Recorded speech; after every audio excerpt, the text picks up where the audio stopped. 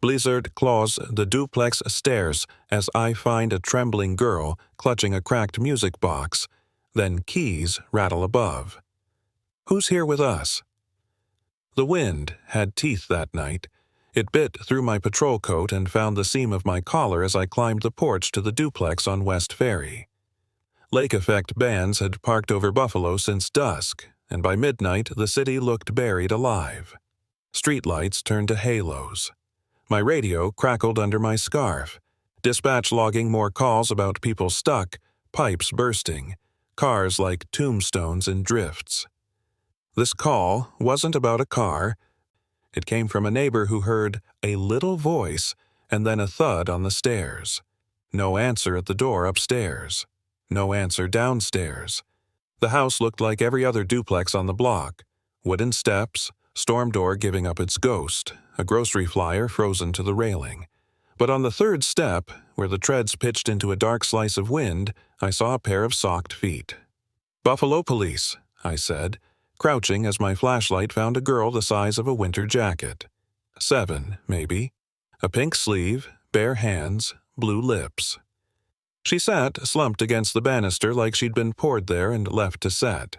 Snowshed had stuck to her lashes and melted tracks down her cheeks. She was clutching a small metal box against her ribs. A music box. The paint was flaked. A ballerina long rubbed to the ghost of a dress. The winding key was bent like a broken wing. I didn't say her name because I didn't know it yet. I just said, "Hey, I'm Matthew. I got you." Her eyes flicked to me, to the light, to my badge, then up, toward the dark second-floor landing where the hallway ran like a throat into the building. The wind shoved at the storm door and rattled it in its frame. "Anyone with you?" I kept my voice low and round, the way I used to when coaching my son through night terrors years ago. The blizzard had a way of shrinking the world to two people on a staircase. She didn't answer. Her teeth chattered around a stubborn silence. "Okay," I said. "We're going to get warm. I'm going to put this around you." I took off my scarf and wrapped it over her shoulders. She held the music box even tighter. The key upstairs turned. Just the soft metallic cough of a cylinder catching. I felt it through the wood under my palm, the way you feel a train before it's on the tracks. "Buffalo Police," I called, not loud enough to startle her, but enough to inform whoever was up there. "We're conducting a welfare check. Make yourself known." The stairwell swallowed the words and handed me nothing back. I pressed the radio button on my shoulder. "Dispatch, Sergeant O'Neill. I'm at West Ferry Duplex, welfare check. I need an ambulance to my location for pediatric hypothermia. Alert, but nonverbal. Copy?" "Copy, Sergeant. AMR en route, 3 minutes," dispatch said. "Any threat present?" "Unknown," I said, eyes on the landing. "Second floor lock just cycled. I'm on the stairs with the child." Beginning removal. The girl's fingers had gone white around the metal box. I put my gloved hand under hers. "May I carry you?" She looked at the box, then at me. It wasn't a no. I slid one arm behind her knees and the other around her back, careful not to squeeze too tightly. She weighed less than the gear on my belt. The porch light stuttered once and the stairwell smelled like old water and drywall dust. As I lifted her, the key upstairs turned again, slow, like someone practicing. A deadbolt thudded without completing the throw. I pictured a hand hovering over a peephole, deciding. My breath plumed. The girl's breath came in thin, high whistles. "It's okay," I said, mostly for her. "We're stepping out." We stepped into the white roar. Snow swirled under the porch roof and bit at our faces. The ambulance's grill lights bounced color off the drifted cars, still a block away. Silent, pushing. I moved down the steps sideways so I wouldn't slip, boots finding wood, then crust, then ice. The music box banged lightly against my chest with each jolt, as if protesting the handling. "Hold on to me," I told her. "That's it. Squeeze."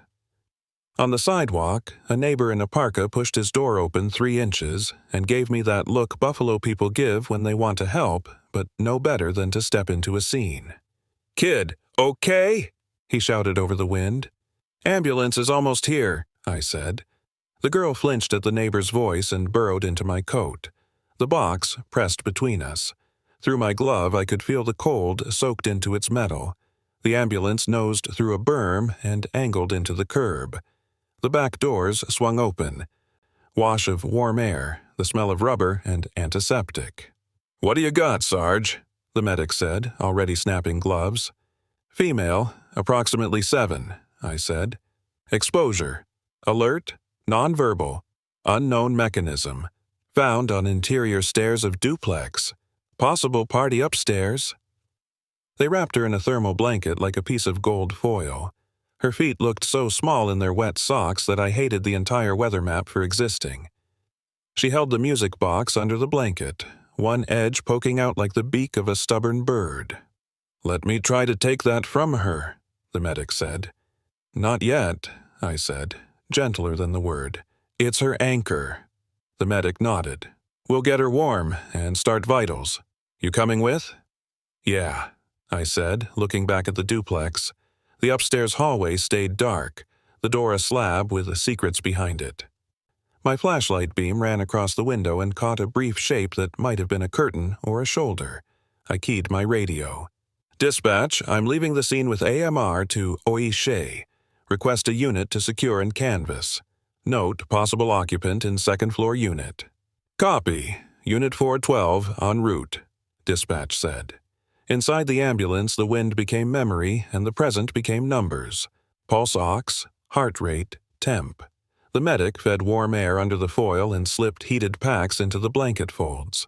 The girl stared at my badge like it was a word she wanted to say but couldn't form. I stuck to basics. "Do you have a name, a first name? You can nod, if that's easier." Her eyes widened at the question, then fluttered away. Her mouth moved around nothing. "Okay," I said, like we had time. "Do you live here, upstairs? Downstairs?" She blinked once, then twice. "2," I said softly. "Second floor." The music box clicked in her hands. It didn't sing. It made a tiny metal throat clearing and stopped. At Oishe Children's, the ER doors swallowed us.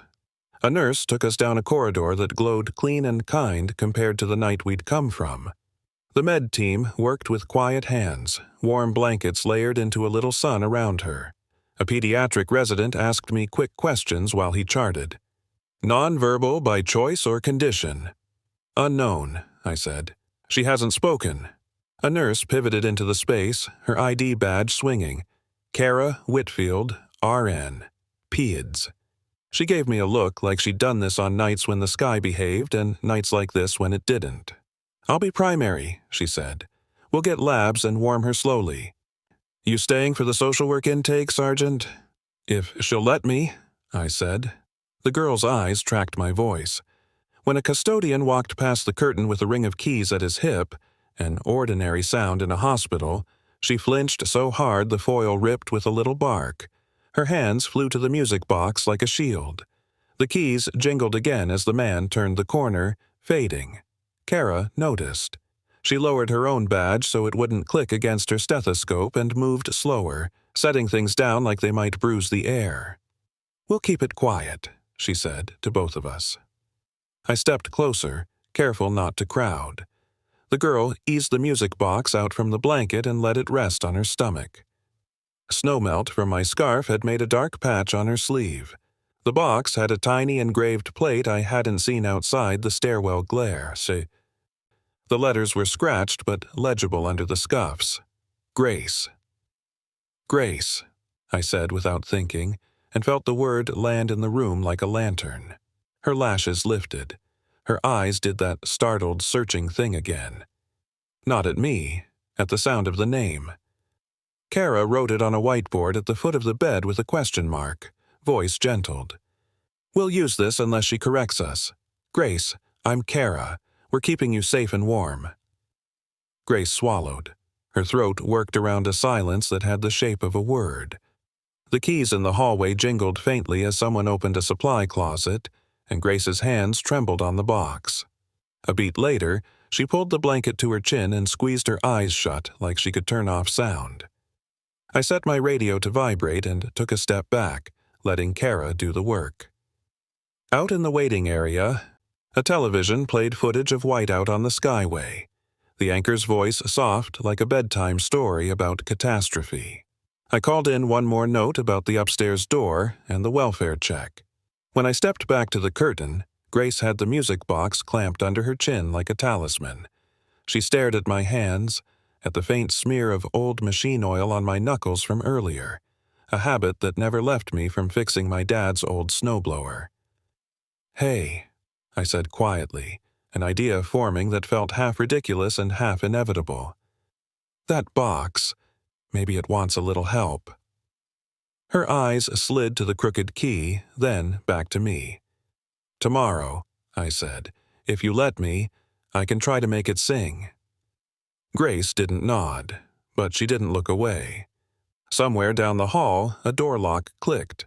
Just a building doing what buildings do. Still, it sounded like the stairwell had followed us here, like a key waiting in a hand. I stayed until the steam stopped curling off Grace's blanket. Warming a kid after exposure is like talking them down from a ledge.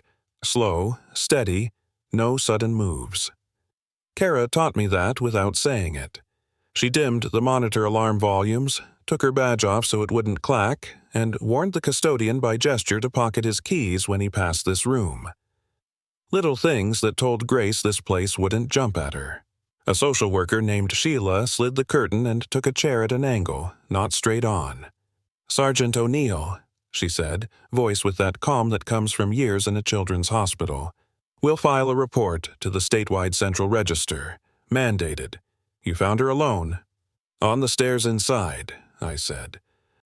Second-floor unit's lock cycled while I was there, then stopped. No one answered. Sheila nodded once. "Any name?" I glanced at the metal plate. "We're using Grace unless she corrects us." Kara scribbled vitals on the whiteboard. "Temps climbing, hands are less mottled." She set a cup of warm apple juice on the tray, didn't push it. "Grace, I'm going to ask Sergeant O'Neill to step out a minute so we can do a gown change. He'll be right outside." Grace's eyes flashed. The foil rustled. Kara lifted her hands, palms visible. "Only if you're okay," she added, and let the word sit. "If you want him to stay, you can nod." A stiff, tiny movement. I stayed. They slid the warm gown on like they were wrapping a present, then relayered blankets. When Kara had to move the music box, she asked permission the way a person asks to pet a cautious dog. "Is it okay if I hold it while I tuck this edge?" A millimeter of space opened between Grace's hands. Kara moved slow, tucked, returned the box to its exact home. "She startles at keys," I said. Kara's eyes met mine. "You noticed, too." "She went rigid when a ring jingled," I said. "Twice."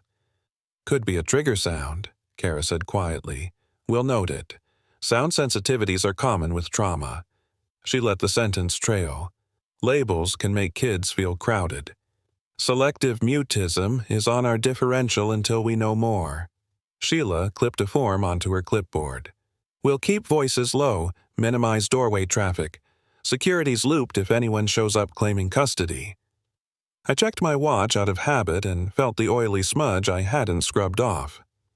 Earlier, before the blizzard sealed the city, I'd taken my glove off to rattle the choke on my ancient snowblower. The smell of machine oil had climbed into my head the way smells do when the past offers you a tool. "Back in a bit," I told Kara. "Coffee machine's in the family lounge," she said. "If you bring anything back, lit it. Warm, sweet smells can help." The lounge faced a wall of frosted glass that made the night feel like paper held up to light. A vending machine hummed. A creak in my knee told me I'd been on the stairs too long. I took my keys out and stilled them in my palm before they could announce me. The cruiser out front was buried to its mirrors. In the glove compartment, under a half-used roll of evidence tape, I kept a small squeeze bottle of 3-in-1 oil and a length of coffee stirrer I'd once used to lube a squeaky window at the precinct. Habit. My dad used to joke that in Buffalo, you keep a shovel, a blanket, and something that makes stuck things unstick. I cupped both in my hand and walked back past the nurse's station. Kara caught sight of the bottle and didn't miss a beat. "You going to perform surgery, Sarge?" she murmured. "Only if my patient consents." I held the bottle low so the label didn't catch the overhead lights. We made a soft little court of this, the way adults sometimes do around a kid who's measuring the world for sharp edges. Inside the curtain, Grace watched me, lashes still damp. I sat on the visitor chair and made my posture smaller. "I fix old things," I said, as if offering a piece of myself on a paper plate. "Snowblowers, door hinges. Sometimes, if a music box wants to hum, it just needs a drop of help." Her hands curved tighter around the box. She wasn't going to hand it over. I didn't ask her to. "Would it be okay if I look? I won't take it," I said. "I can use a straw to touch the gears. No loud noises." I glanced toward the hall. No keys. Something in her gaze flickered. A calculation. Finally, she slid the box half an inch toward me, still nested against her. Permission. Minute and monumental. I unscrewed the cap and squeezed a dot of oil onto the stirrer. The bent, winding key looked like it had tried to do its job and been punished for it. I felt the geometry of the thing under my fingers, the way you remember how weight feels. Years of taking radios apart, my mother's music box when I was 8. The stupid joy of being the one who made a dead thing whisper.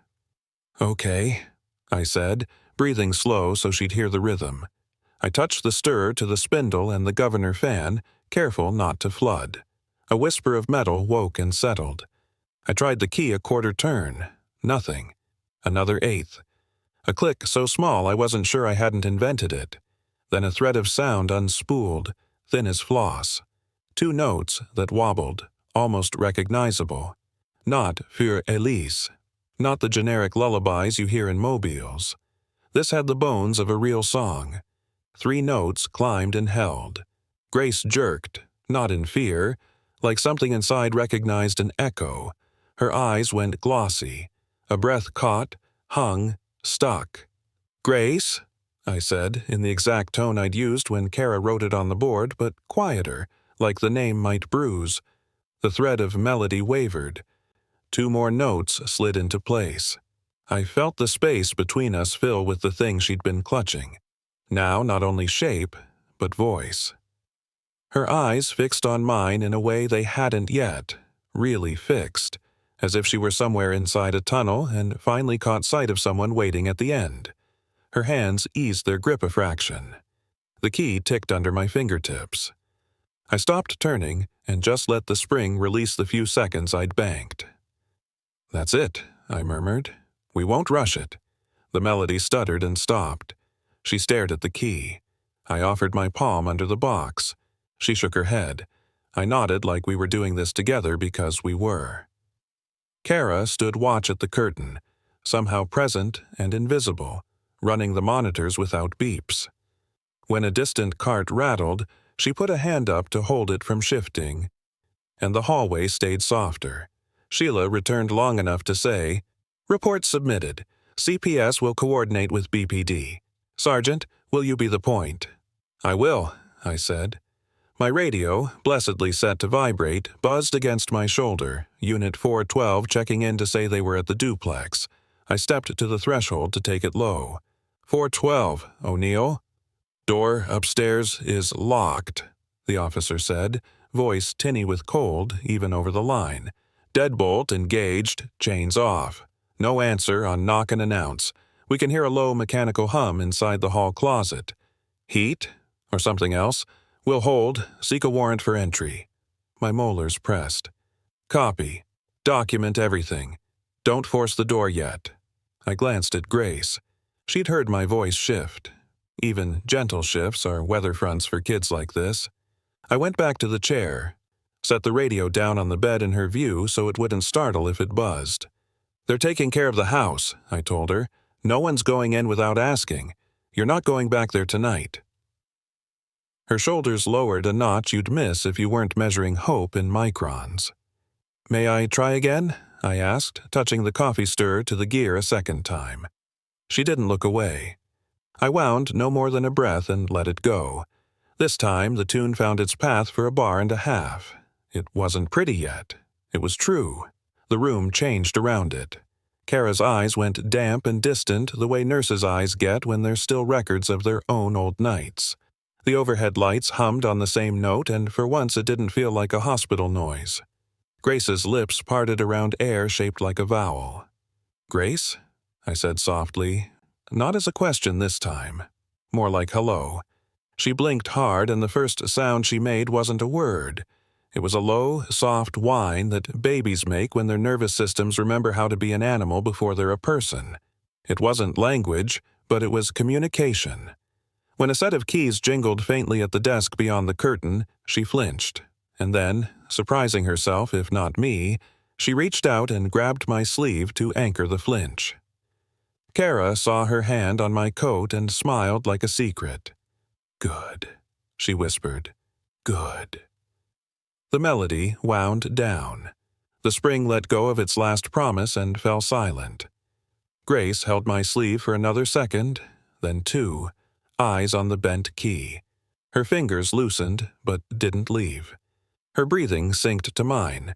4 count in, 4 count out, a rhythm you can clap your heart to. "Tomorrow," I said, keeping my vow without making it a pressure. "We can make it sing longer." Grace's glance flicked from the box to the doorway and back. A thought crossed her face like a shadow of a bird across snow. She lifted her free hand, index finger trembling, and tapped twice against the metal. 2 quick, deliberate beats. "Second floor," I thought. Before I could speak, the radio juddered. 412 again, voice taut.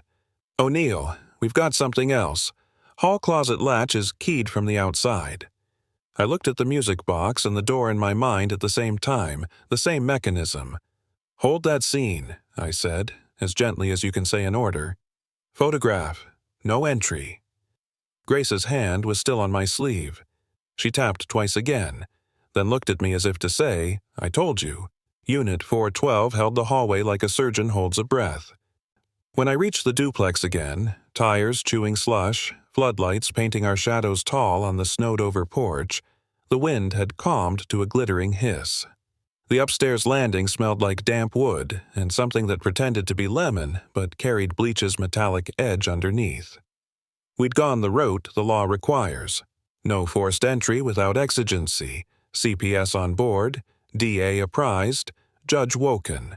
By 3:18 a.m., a telephonic warrant walked down the line from a groggy judge who'd done winters in this city long enough to know you don't leave a hallway like this unasked. "Body cam rolling," I said, because saying the words is part of doing it right. "Warrant scope includes common areas, second-floor unit, hall closet." "Copy," Diaz said, hand on the jam. He was young enough to still be shocked by the small design choices that make things into traps. "Latch is keyed from the outside." The closet door looked ordinary, if you weren't someone who pays attention to what ordinary owes. A cheap brass knob, a hasp with no padlock, and above it, a strike plate that had no business being new. The keyhole glittered like a button eye. I put on gloves. Announcing entry, Buffalo Police. Then to the camera, "Executing search warrant issued by Honorable Judith Mallory, Family Court, docket number." I read it from the phone screen so we'd be clean. Then we opened the closet. Heat rushed past us the way heat will from a small, overworked space. A portable radiator chugged on the floor, flanked by those black and yellow storage bins that make people feel organized. A twin mattress leaned against the back wall like a tongue. It had a strip of duct tape on one edge, the adhesive gone dull from too many reapplications. I saw the negative space where a child had slept, a center oval less stained than the perimeter, the ghost of a body in reverse. Diaz swallowed. You can hear it in your own throat when someone does that. "Jesus." "Photograph," I said out loud for the record, and he did. Angles, scale. The air tasted like old breath. On the shelf, a plastic bin labeled Hall held detritus that didn't belong to any one life.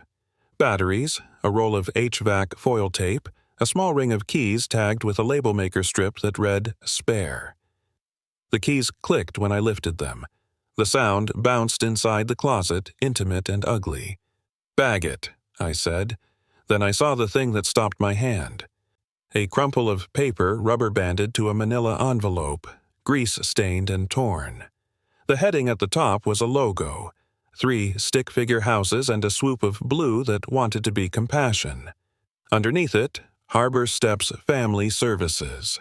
Below that, Courier Shelter Intake. A signature line, blank. A date, not blank, 2 weeks ago. I didn't touch it yet. I read without reading, the way you see shapes before you parse words. Intake, custody, assessment window. The phrase, 72-hour hold for placement, jumped like a fish. Harbor Steps, city contract shelter on Michigan. I knew the name because people know the names that get in between families in the winter. Sometimes they do good. Sometimes they're a hallway like this one with better lighting. We cleared the rest of the unit. The front room had 2 chairs that hadn't been meant to live together. The kitchenette sink was clean in the way a sink is clean when it hasn't been used to cook food, only to rinse intent off hands. On the counter, a crumpled grocery receipt. I smoothed it with the back of my glove.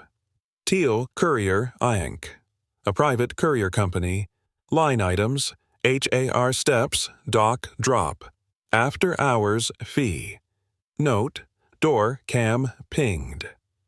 Diaz angled his light at a door across the hall. This one's chained. He touched the chain and it rang softly. I felt the sound like a finger down a chalk line in my neck. Keys. Chains. Sounds that teach small nervous systems to twitch. Document the chain, I said.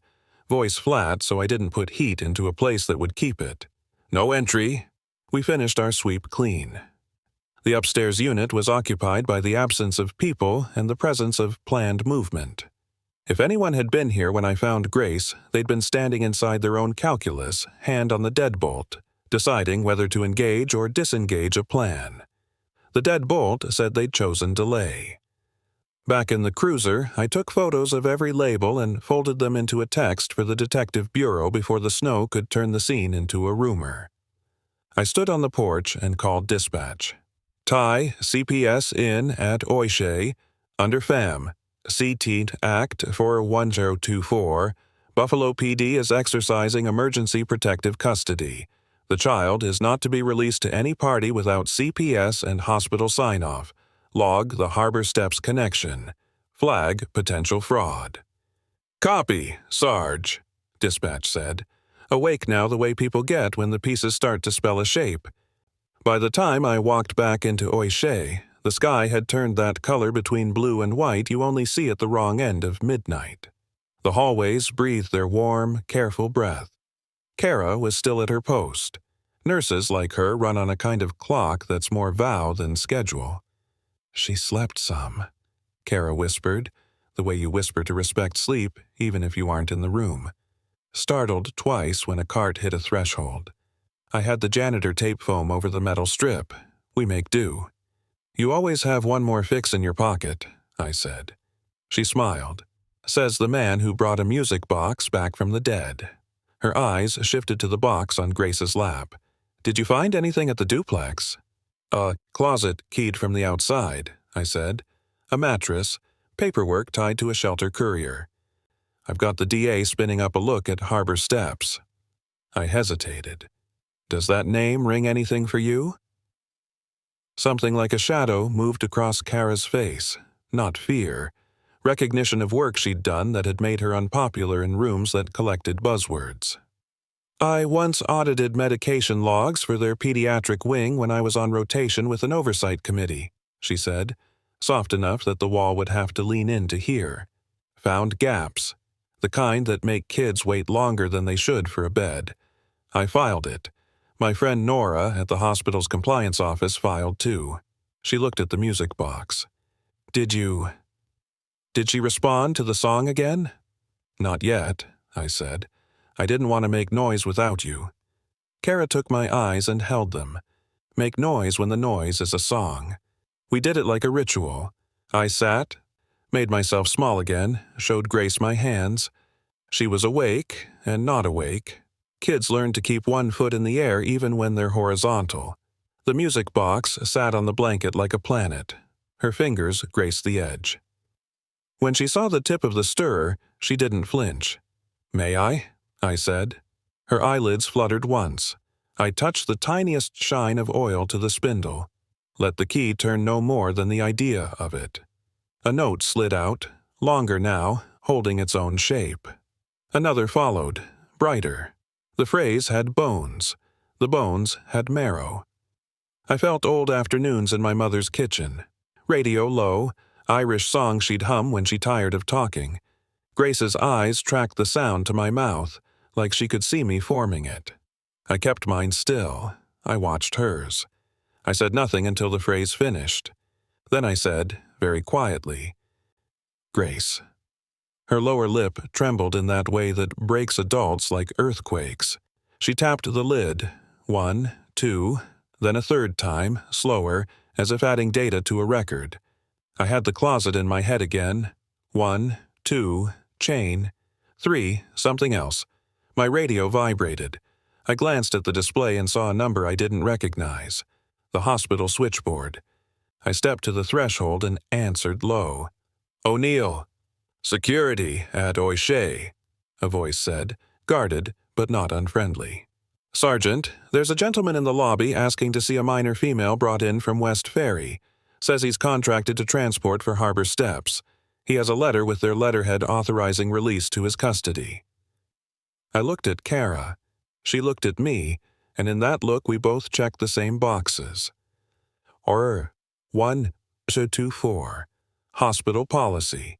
Chain of custody. Snow on the skyway. "Keep him there," I said. My voice made of velvet wrapped around wire. "Do not let him pass the desk. I'll be right out." Kara stepped into the space I'd left, touched my elbow the way pros signal without words. "We'll keep her behind the curtain," she said. Then, softer, "Make noise when the noise is the law." I slipped my badge wallet into my palm and walked toward the lobby, the song still ghosting the air behind me, the bent key a small moon hanging over the bed. Security's glass always looks colder at 3 a.m. The lobby at O'Shea was a hive under a bell jar. Quiet, watchful, everything amplified. The man waiting at the desk had the posture of someone paid to be sure of himself. Blue parka, half-zipped, knit cap, clipboard.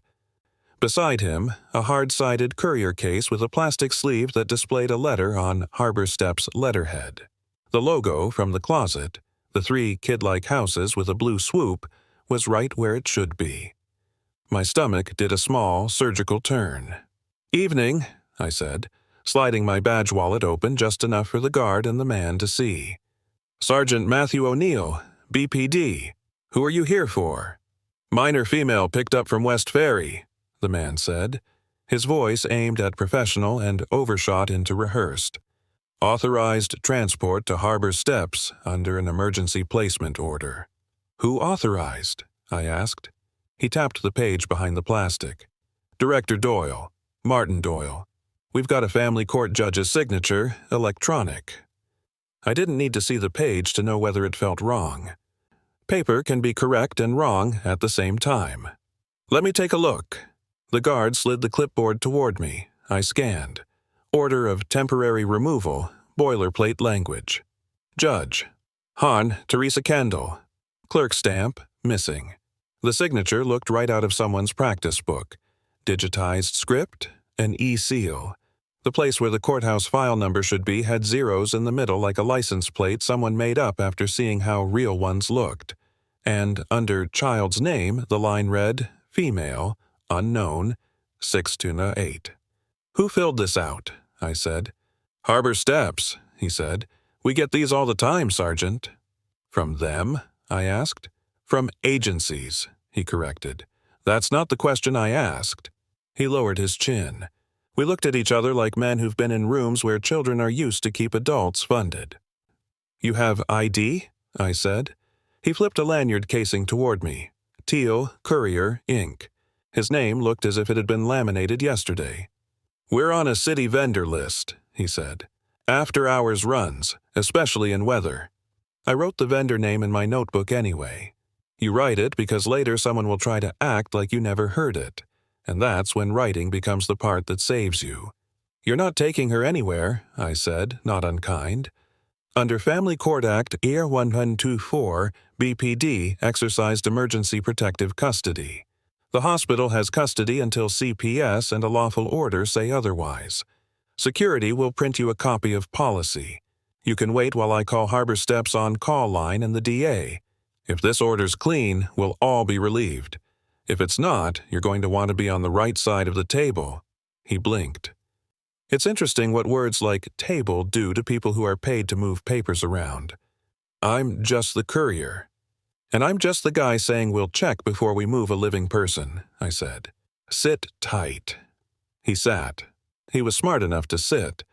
I stepped to the guard's desk and asked for a printout of OISH's policy for release of minors to outside agencies.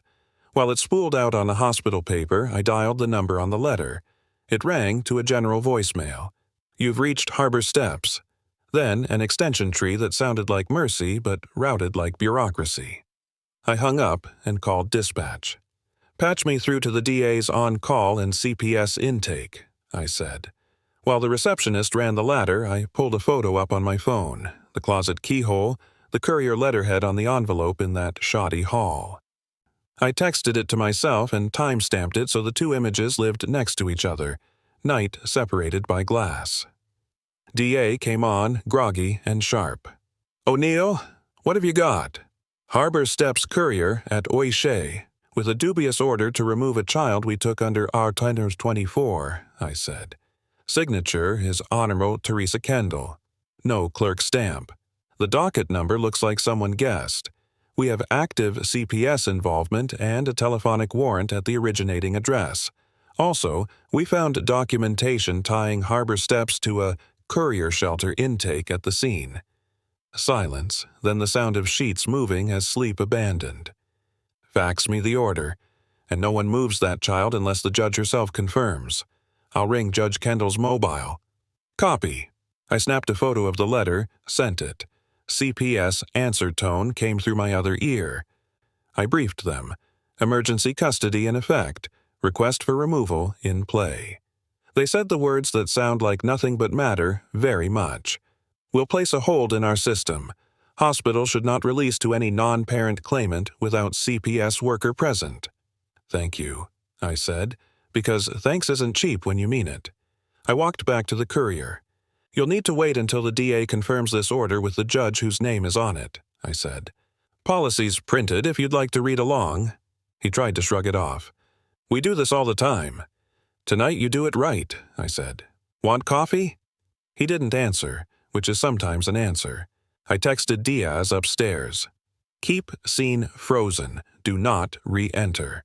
He sent back a photo of the chain across the bedroom door at the duplex, the new screws bright in old wood. Beneath, he added, "Landlord says upstairs, tenant's name on lease is M. Doyle." My breath liked that less than coffee. Kara appeared at the edge of the lobby, scrub jacket over long sleeves, hair frizzed by humidity and hours. "She's drowsy," she murmured. I told her I was going to check the door. "You want me to stay here with you or go back?" "Back," I said. "Stay visible." She nodded and turned, then paused. "Matt." "I called someone," she said, voice still low, like we were telling secrets to the walls. A contact at a foundation. Catherine Whitlow Foundation. They fund forensic accounting for child welfare nonprofits. Checks and balances when public money meets private hearts. They've had Harbor Steps on a watch list for a year. If the DA wants clean eyes on paper, they can put them on in under an hour. No press, just math. I looked at her. "You audit one time and it changes what you keep on your phone, huh?" "People think nurses only memorize med doses," she said. "We memorize where the hidden doors are." "Call them in," I said, then stopped myself. "No, have them call the DA direct. Keeps the chain clean." She nodded. "They already did." The DA rang back. "Order's garbage," he said, without ceremony. "Judge Kendall is on vacation in Florida. She hasn't signed anything in 2 weeks. We've spoken to hospital counsel. We're placing a written hold. Do you want to take the courier into custody?" My eyes went to the man's hands, still and open, but a little too still, like obedience waiting for a cue. Not yet. If he leaves when we tell him he can't take the child, that's obedience. If he insists, it becomes interference. And maybe this level isn't where the hand is. Fair, DA said. Security's calling Harbor Steps. Council says their director is en route. Good, I said. We'll say hello. I walked back to the courier. The order is invalid. The hospital will not release the child. You're welcome to wait for your employer's director to arrive and explain himself. Meanwhile, I'm asking for your cooperation in one more thing. I need to see your phone. My phone? He recoiled, hand going to his pocket like a reflex. We'll end up seeking a warrant. I'm asking first, I said. Were you at West Ferry tonight? Did your device ping any door cams? He froze. There it was. That micro-expression people get when the truth and the lie lift their hands at the same time. Sit tight, I said again, and left him with the choice. By the time I re-entered the pediatric wing, the air felt like it had grown a spine. Hospital counsel had appeared, a woman with gray hair in a tidy twist and a law library in her eyes. She stood with Kara at the nurse's station, speaking into a handset with a calm that could shave ice. Yes, Mr. Doyle, she said, pausing so the voice on the other end could fill the silence with itself. We'll ensure your counsel receives our cease and desist. No, you may not enter the pediatric unit without a court order. The child is not property. She is a patient. Whitlow Foundation's team arrived with quiet shoes and notepads. A forensic accountant named Ellis introduced himself in a tone that made math sound pastoral. He took photos of the letter and the courier's case with a portable scanner that looked like a white highlighter. We'll run signature metadata and compare against Harbor Steps' publicly filed reports, he said. Also, we have a list of Teal Courier's deliveries to Harbor Steps over the past quarter. There are discrepancies. Discrepancies, I repeated. Off-hours runs that don't match intake rosters, he said. And courier shelter isn't a term anywhere in their contract, he added, almost gently, as if that fact might bruise me because it sure would bruise someone. Keys jangled at the end of the hall. Grace startled so hard the blanket lifted. I moved without thinking, palm to the air, a small barrier between the sound and her line of sight. It's okay, I said, and to Kara I said, Can we? Kara already had foam tape in her hand. She wrapped it around the janitor's keyring like she'd do it 100 more times before morning. Thank you, she told him, and he ducked his head, both embarrassed and honored to be useful. In the room, the music box sat on Grace's lap like a hush. I took the chair again. We're okay, I said, letting the words take up residence in the space between us. There are grown-ups at the door, the right ones. She didn't look at me. She looked at my hands, at the place where the oil had left a faint sheen at my cuticle. She lifted the music box and tilted it toward me, permission to sound the room. I barely touched the key and let the spring offer a few seconds. The tune found itself quicker this time. Notes stepped over one another, secure enough to make a phrase.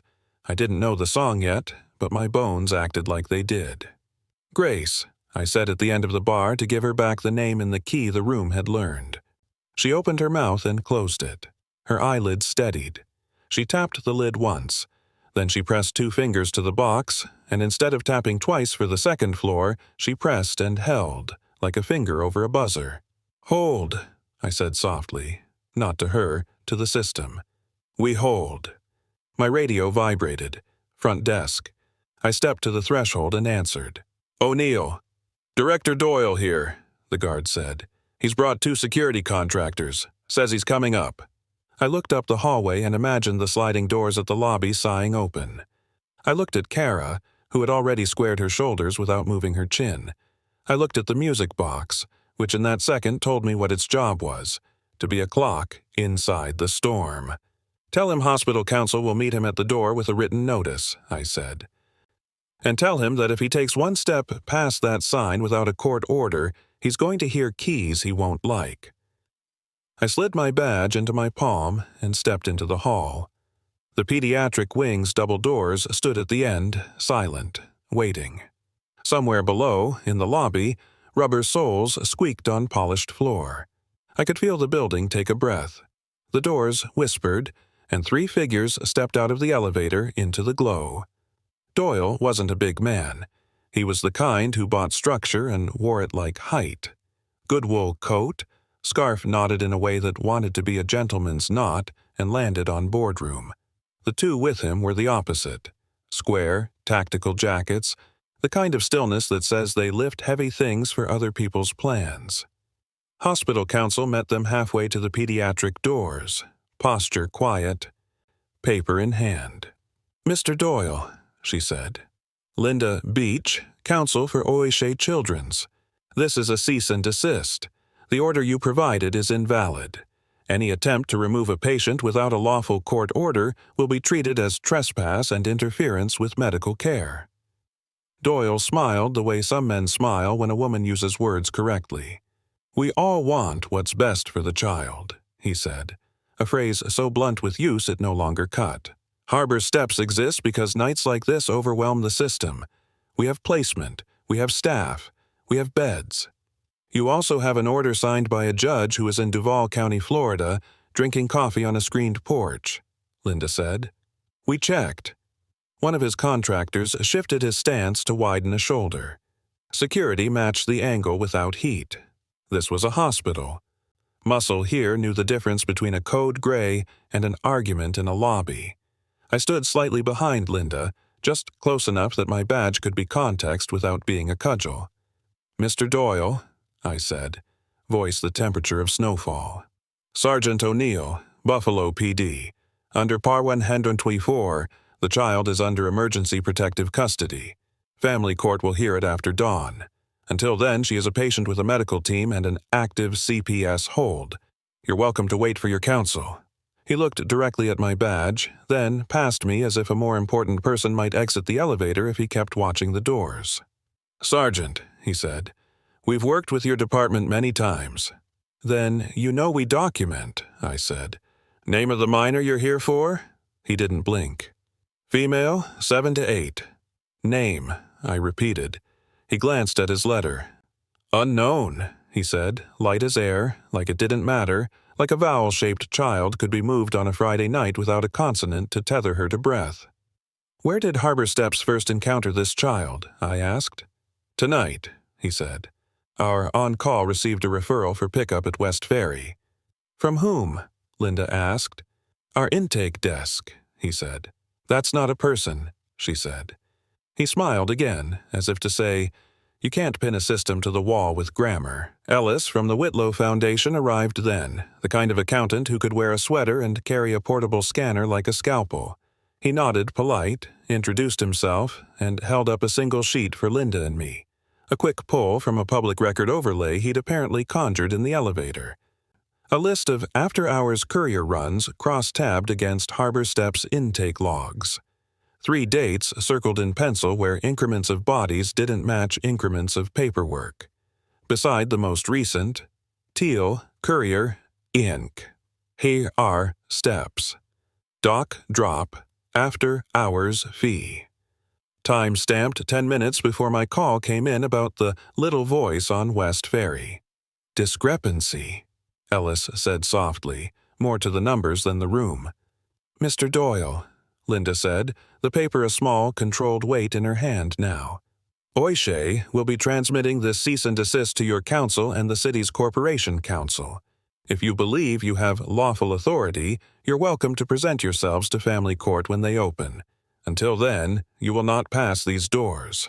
Doyle shifted strategies with the ease of someone who'd practiced them all. Sympathy first. "Do you have children, counselor? Sergeant?" He waited a beat, letting the question hang where shame could grow. "I have a patient," Linda said. "And I have a kid in a bed who startles at keys," I said. "Ask me a better question." He flinched at that. Just a flick of skin, gone as soon as it arrived. He signaled to one of his contractors to pick up the hard-sided case. Plastic clicked. Small, precise, hateful. The sound made the back of my neck remember a closet with a keyed latch. "Security," Linda said, and the hospital guard stepped forward. Bodies placed to make the path to the pediatric doors cost more than it could pay. Doyle stood very still. Then he did the smart thing.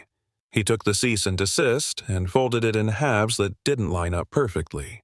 "We'll be back with an order," he said. "I hope it's real," Linda said. He turned. As he did, his collar shifted, and a keyring at his belt loop, not hospital big, not janitor loud, a personal ring, chimed a brief, low note against the zipper of his coat. The sound didn't carry far, but it traveled through me like vibration through floorboards. Keys. Always keys. He and his men took the elevator back down. When the doors closed, the lobby exhaled. The guard looked at me like a man grateful to have lived through a train he didn't have to jump in front of. I nodded once, an economy of congratulations. Back up the hall, Kara leaned at the nurse's station, watching the double doors with a face that had two jobs: calm the kids and keep count of wolves. "He brought a sound with him," she said as I approached. "Keys," I said. "Always keys," she echoed. In Grace's room, the lights were lower, the kind that make night forget itself. The music box was back on her lap, the ballerina figure more ghost than girl. I took the chair and didn't reach for oil yet. "We had visitors," I said. "We said no." She watched my mouth, then my hands, then the doorway. Her fingers skimmed the lid of the box like she was petting something small and living. Kara set a cup of warm juice on the tray again and stepped back so Grace could choose between it and the song. Ellis hovered at the threshold, waiting for permission. He had the courtesy of a man who knew spreadsheets could be swords. "May I show you both something?" he asked. "We just received door cam captures from 2 city buildings under Harbor Steps purview. Catherine Whitlow's counsel requested them last week as part of a finance audit. They came through tonight because the clerk finally got into the office to hit send on a snow day." He held up a tablet. The first still was a grainy black and white of a stoop at 11:08 p.m. West Ferry's front steps, snow swirling like TV static. A figure at the door, hood up. Off to the side, our friend with the hard case. Behind the hooded figure, barely visible, the angle of a shoulder. "Zoom," Ellis said to himself, like a prayer. He pinched. The pixels fought him, but surrendered enough shape. Doyle, head down, collar high, holding a key at the deadbolt. My hands warmed as if I were holding the radiator from the closet. Inside my chest, something like a song tightened. "We have another," Ellis said, thumb flicking. The next image was a different building. Harbor Steps back entry on Michigan. Same hour. Doyle again. This time not hiding, mouth open in what I might call a word if I knew him better. Behind him, on the wall, a corkboard. A printout pinned to it, curling at the edges. Kara leaned closer. She knew that board. "I took this," she whispered, betrayal and satisfaction braided, her own photo reflected back to her from someone else's camera. "During an audit rotation.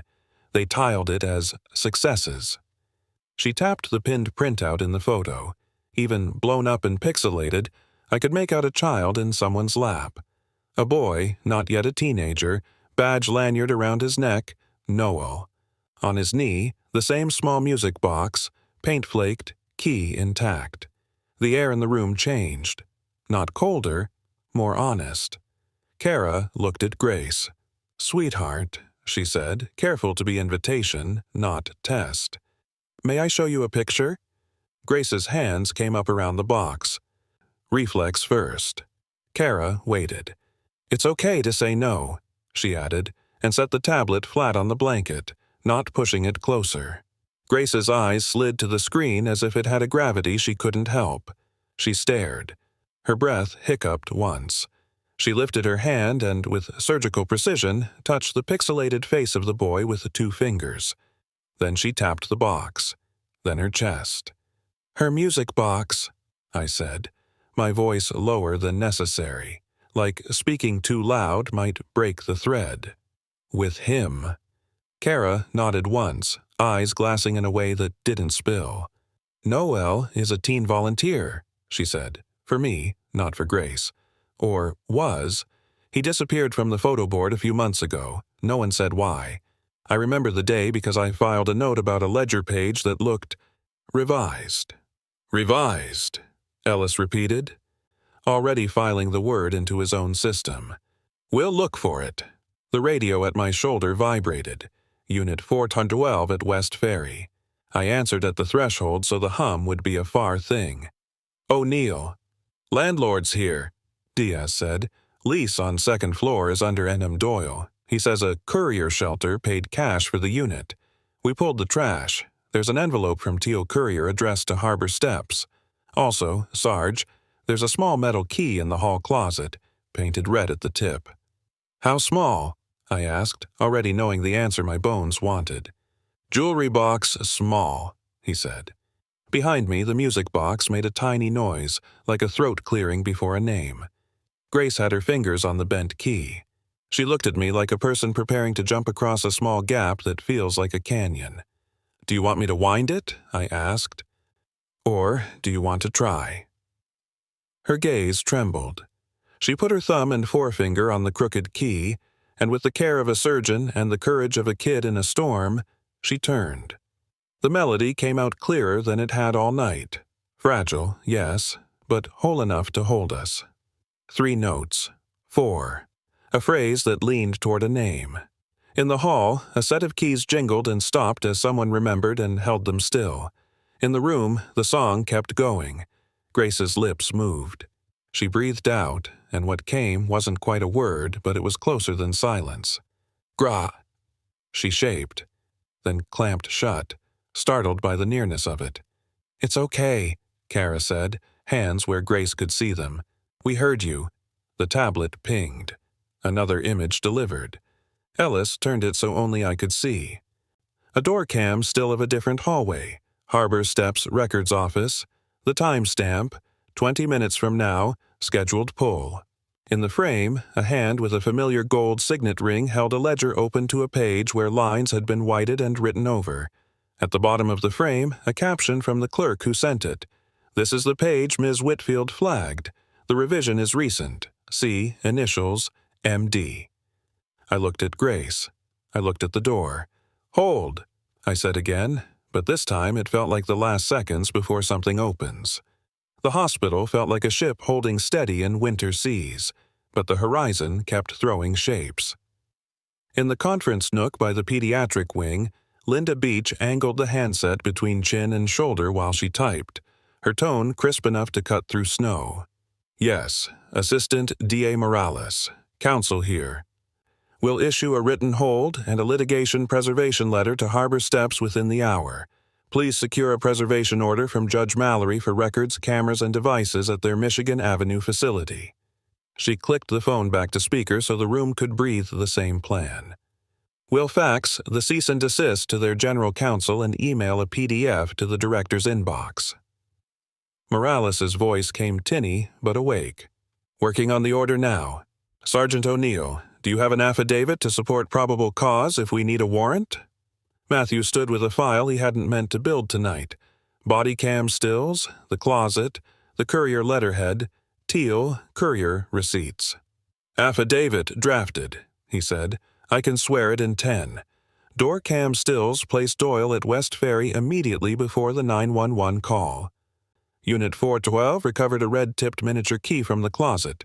Matches the scale of a music box key. Good, Morales said. Paper shuffled, the soft percussion of government waking before dawn. I'll get Judge Mallory for a preservation order now. Warrant next if the clerk beats the snow into the building. Across the nook, Ellis from the Whitlow Foundation traced boxes on a legal pad, mapping money and movements like a cartographer of bad intentions. We're pulling Harbor Steps 990s and city contract amendments, he said without looking up. There's an expense line called Contingency Courier Services that spikes in winter months. It's coded to intake overflow, but their bed counts don't rise to match. Kara stood in the doorway of Grace's room, a still point between strategy and a small breathing person. She had the aura nurses get when they've logged too many winters and decide to use every one of them. I'm calling Nora in hospital compliance, she said. She can mirror the preservation letter for any joint projects Oishe has with Harbor Steps. Parallel tracks. Matthew nodded. He moved back into the room and took the chair at a slant so Grace could see him and the door at once. The music box sat on her lap, the crooked key catching enough light to look like a tiny wounded thing that still wanted to work. "We're making sure no one takes your song," he said, the sentence shaped to mean everything it needed to. Grace touched the key with the pad of one finger, then took his sleeve again. Barely pressure, but the kind of contact that teaches the body its own weight. Keys jangled at the far station and then didn't. Foam tape did invisible work. Kara crossed back with a laminated card. "Hospital policy for release of minors," she told Matthew, half reminder, half shield. Security posted it at the elevator. "Morales is filing," Linda said, stepping in from the nook. "Preservation order will hit Harbor Steps fax and email in 5. If they touch a ledger, that's spoliation on top of whatever else they've collected tonight." "Director Doyle plays patient until paper arrives," Matthew said. "Then he starts moving again." Ellis raised his eyes. "He already is," he said, tapping his tablet. "Doorcam metadata shows access at Harbor Steps Records Office scheduled by a staff badge at 4 a.m. The system queue pushed it as a routine log backup. If they update any pages before the backup runs, the server overwrites the earlier image in the daily cache." His pencil paused over a square. "The badge number routing to that queue ends in 17. We've seen that in the ledger initials." "MD," Kara said, almost to herself. A tiny sound came from the bed. Grace wasn't trying for a word. The sound was half breath, half vowel, pointed at the photo of the teen volunteer on the tablet, Noel, with the same music box in his lap months ago. Her gaze kept hooking on his face like a magnet remembers iron. She touched the photo, then the box, then made a small, decisive motion. She turned the bent key one notch on her own. The melody answered, sturdier now. It wasn't a lullaby that plays in every mobile. It had the slowed poise of something older, the kind of tune a mother hums because her mother did, even if she can't recall the title. 3 notes rose and held. A 4th fell like a step into clean snow. Grace's lips formed the opening consonant of her own name without sound. Kara let the moment be. A nurse's discipline, keeping fixes out of fragile spaces. Matthew's radio vibrated. "O'Neill." He listened, jaw setting. "Copy." To the room. "Unit 412 confirms landlord's statement. Harbor Steps paid cash on the second-floor lease under an alias and listed the mailbox to Teal Courier. They also found a maintenance ticket from 2 weeks ago. Install latch keyed from exterior. Work completed by E. Nolan." "Nolan?" Linda said, thumbing her phone. "Check vendor rolls." Ellis wrote the name, circled it, drew a thin line to Doorcam 11:08 p.m. "We'll see if Nolan appears on Harbor Steps payroll as a vendor. If he's off books, the city's going to enjoy that conversation." The hospital phone rang with the old landline trill that can still make a room feel like a courthouse. Linda answered, listened, and covered the receiver. "DA's office. Preservation order is signed. They're transmitting to Harbor Steps now and copying us." Kara exhaled. Matthew felt it in the air more than heard it. "Here's your choice," Morales said over the speaker. "We can send patrol to stand by at Michigan and watch for any movement while we process a warrant. Or, Sergeant, you and 1 unit can accompany our investigator to serve the preservation order and put eyes on records until the warrant signs. Your call." Matthew's look went to the bed and then to Kara. "If I step out, she's not left with a gap," he said, not a question. "I'll be here," Kara said simply. "Security knows the list of names who do not pass. Linda will be our wall. You be the roof." He lingered 1 beat, long enough to be seen, not long enough to turn a leaving into a loss. "Grace," he said, leaning so his voice could warm the air by inches. "I'm going downstairs to keep the papers that make the song safe. Kara will stay. I'll be right back after." He reached a finger out, not to touch the music box, but to rest within her sight. steady as a metronome. "Can I leave you with the song?" Grace's chin dipped the smallest degree. She tapped the lid once. He understood it as yes. In the corridor, he briefed Diaz by phone. Meet at Michigan, park a half block down, body cams rolling, no sirens. This was paper service, not a door kick. He signed the affidavit on the hood of the cruiser, the pen balking in the cold. Then slid behind the wheel and drove down Delaware, salt trucks carving orange halos in the veined streets. Buffalo in a nocturne. The Skyway a ghost line. Lake Erie breathing frost like a sleeping animal. Harbor Steps' rear lot sat under a single pole light making a cone of day in the dark. The records office glowed like a fish tank. Windows low, blinds half closed, the kind of institutional cinder block that looks apologetic in daylight and conspiratorial at 3:30 a.m. Hospital security had faxed and emailed the preservation order. Morales texted him a photo of the signed page for the folder, the judge's signature in stubborn blue, not a digitized flourish. They went in the front. No sneaking, no drama. The night clerk blinked awake behind glass and slid the metal tray open a polite inch. "Help you?" "Sergeant O'Neill, Buffalo PD," Matthew said, sliding the preservation order and hospital counsel's letter through. "This is a court-ordered hold on records, cameras, and electronic systems. No documents leave or get altered. We're here to ensure compliance until a warrant arrives." The clerk's eyes skittered toward a side hall, where a red LED blinked on a keypad like a small threat. I need to call." "You can call counsel," Matthew said. "We'll wait inside the lobby." Diaz stood off the shoulder line, posture like furniture you'd regret moving. A city investigator named Renee Adams arrived in a pea coat and a resolve that lived in the eyes first. She clipped her badge to her lapel and held a portable Faraday envelope like a clutch. "If anyone shows up with phones near the records room, we bag and tag," she said. "Preservation order gives us cause to isolate devices interfering with it."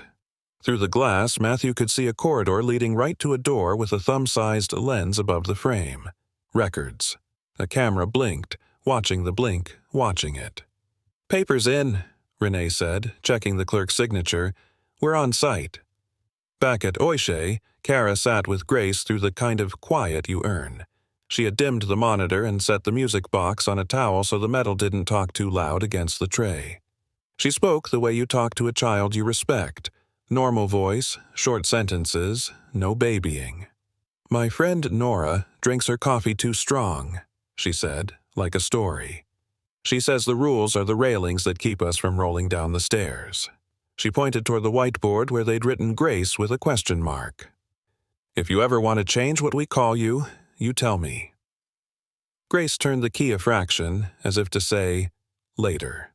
She looked again at Noelle's photo on the tablet, her finger hovering as if touching paper might bring a hand back.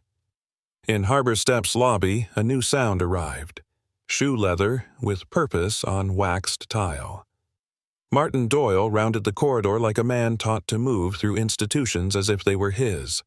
He wore the same coat, the same ring, the same compact version of power. Two men trailed him, not the contractors from the hospital, but a pair who tried to pass themselves off as staff by underdressing their menace. "Sergeant," Doyle said, voice echoing just enough to pretend he hadn't chosen the acoustics. "Preservation order received. We cooperate, of course." Renee held up the letter. "Counsel copies us on your cooperation," she said. "No records accessed or altered, no devices near the records room, no cameras disabled. We'll stand by until the warrant is in hand." Doyle smiled at Matthew like they were alumni about to argue a game. Imagine, all these resources for one unknown child because a music box tugged a cop's heart. Buffalo should spend this money on beds. Matthew didn't take the bait. "Buffalo spends it on truth," he said. "Beds are part of that. Paper is too." Someone down the corridor jangled a small set of keys. The clerk half turned toward the sound as if trained to respond. Doyle's eyes tracked without moving his head. "Records room is down there, yes?" "We're standing right here," Renee said. Doyle adjusted his scarf, a small, irritated tug. "Then we'll wait together." They did. Half a minute of lobby air held between people who understood how long 30 seconds can be in an office where numbers buy time. Matthew watched without staring. Doyle's hand, ring flashing. The hall camera's red blink in a 4-count pattern. The clerk's foot tapping faster than the rest of him. His phone hummed in his palm. Linda. Warrant in 5. Also, Whitlow's pulling a door cam feed set to auto backup at 4:00. If they touch the ledger before then, the feed will capture it. Matthew looked at the clock on the wall, the slow-moving second hand that can make a man remember altar boys and baseball. 3:56. Back at Oishe, the music box gave up its long, thin measure and stopped. Grace held the key like a decision and looked at the door. Kara sat where a girl could see an adult who would not move first. The hospital's sliding doors at the far end of the hall sighed. A stretcher whispered by, wheels muffled by foam. In the Harbor Steps lobby, Doyle checked his watch and stepped toward the records corridor with the soft command of a person who assumes architecture will blink first. Renee lifted a palm. "Sir, you step past that threshold and you'll violate a court order." He paused, smile tightening and not reaching his eyes. "We're simply waiting nearer the room," he said. Matthew heard the faintest metallic chirr from down the hall, like a key testing a lock. His radio vibrated once. Unit 412 parked on the alley side, ready. 3:58. The clerk swallowed, loud in the tile. Doyle's shoulders angled to make himself a door in a doorway. "Mr. Doyle," Matthew said, low and even. "The way you talk to a man on a ledge who hasn't decided whether gravity is policy. Look at me." Doyle did. "Hold," Matthew said, the word filled with everything it needed to mean tonight. 3:59. The records door camera blinked its red light, and somewhere on a server, Whitlow's team was watching, a scheduled backup prepared to remember. The corridor hummed like a string held at both ends. Doyle flexed his fingers, and the signet ring flashed like a small noon. The second hand kissed 12. The records room door clicked. It began to open. A hand with that same gold ring reached for the ledger on a metal cart just inside. Pages dog-eared and ghosted white where lines had been revised. "Now," Renee said. Renee moved first, which is why the camera caught what mattered. She stepped into the records doorway with the preservation order up like a shield. "Sir, step back," she said, voice courtroom flat. "There's a court hold on these materials." Doyle's hand, the one with the gold signet ring, paused over the ledger. His face arranged itself into put-upon patience. "We're merely organizing for your convenience." "Organizing looks a lot like rewriting in this room," Renee said. "Back up, hands visible." She didn't raise her volume. She expanded her authority until the cinderblock walls remembered what courts could do. Matthew stood on her shoulder line, badge at eye level, body cam catching the angle of a page with columns that had been whited out and written over. The rows were clinical: date, age, intake status, placement. Down the right margin, a pencil initialed MD, repeated like someone tallying their own shadow. In the third row from the bottom, GE, age 7, status, courier, hold. Placement, pending. "Back," Matthew said, low. "Now." Doyle stepped back with the grace of a man who wants to pretend he was never forward. "You people love paper," he said, a smile cutting and thin. "You think paper is children." Renee slid the cart a foot into the corridor so the overhead lens got a clean shot of the open ledger. "We think paper is what bad decisions hide behind," she said, "and sometimes what good decisions stand on." Diaz looped down the side corridor and took up space at the second doorway, making it suddenly very expensive to pass that way. The night clerk's mouth was a thin bead of worry. "We're not supposed to. You're supposed to comply with the judge," Renee said, not unkind. "Complying now." Matthew took a slow breath so his hands would belong to him. He pointed at the third row. "GE," he said, reading softly. "Date, 2 weeks ago. Status, courier hold." "What's a courier hold, Mr. Doyle?" "A standard notation," Doyle said. "Temporary transit status." "Not in your contract." Ellis said from the threshold, tablet awake in his palm. There is no category courier hold in your reporting requirements. Intake, evaluation, placement, discharge, those words exist. Courier hold does not. Doyle's jaw did a small, mean movement and then stilled. Semantics. The city calls it fraud, Ellis said, still as polite as a waiter with a perfect order. You bill for a bed while logging a body on a hallway in a duplex and call it transit. The donor calls it something else. Renee's phone buzzed and she held it in such a way that the speaker didn't have to raise his voice. Morales, DA. Warrant in hand. Judge Mallory signed. Seized ledgers, associated devices, and any logs connecting to courier status. Copy, Renee said, and when she looked at Doyle again, her eyes had changed temperature. Records are now evidence. Sergeant? Bag and tag, Matthew said. Diaz slid open Faraday's sleeves. The night clerk tried to lift a hand toward the red blinking camera as if to turn away the eye. Matthew touched his wrist, gentle and firm. Don't, he said. That lens just kept you safe. A thin metallic jingling came from Doyle's pocket as he shifted, a private set of keys sounding like a lie with teeth. The sound reminded Matthew of a closet door and a child's entire nervous system flinching. Empty your pockets, he said. We're not in an airport, Doyle said. You're in a records room during a court-ordered preservation, Matthew said. If you brought devices into the room after the hold, that's interference. He held out a Faraday bag. Phones, rings with NFC or storage, keys. The contractors exchanged a glance. One of them started to say something about counsel. Renee handed him a second copy of the order, legalese like a lullaby, if you liked the rule of law. Doyle, calculating, opted for theater. He reached into his pocket and produced a phone, screen lighting up with a wallpaper image of a sailboat on Lake Erie, then a key fob embossed with HS. The fob chirped once as if offended and then went silent inside the bag. And the ring, Renee said. The ring is jewelry, he said. The ring has a microchip, Ellis said, not looking up. Harbor Step's last contract with your access control vendor included ring tags for administrators. You bragged about it in a newsletter. That snagged. Vanity always does. Doyle tugged the signet loose.